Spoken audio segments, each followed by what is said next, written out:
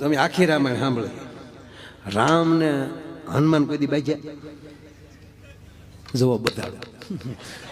હમણાં મને આવું ઊંધું ઊંધું તમે હવે તમે જવો આગળ બે ને હામ હામાં ન કરું તો માયો નહીં. આધ્યાત્મિક રીતે બરોબર. ભગવાન રામ બાબુ લંકામાંથી અયોધ્યા આવી ગયેલા. રામરાજ હાલે.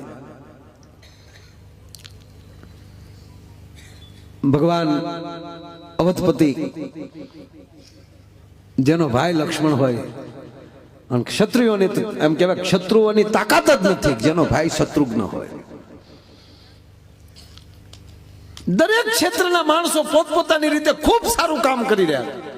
ખેડૂતો એની રીતે ખેતી કરી રહ્યા છે, એના પાકને એમ કહેવાય કે એ મબલક પાક આવે છે. સંતો છે એની રીતના આધ્યાત્મિકમાં એટલું બધું કામ કરી રહ્યા છે.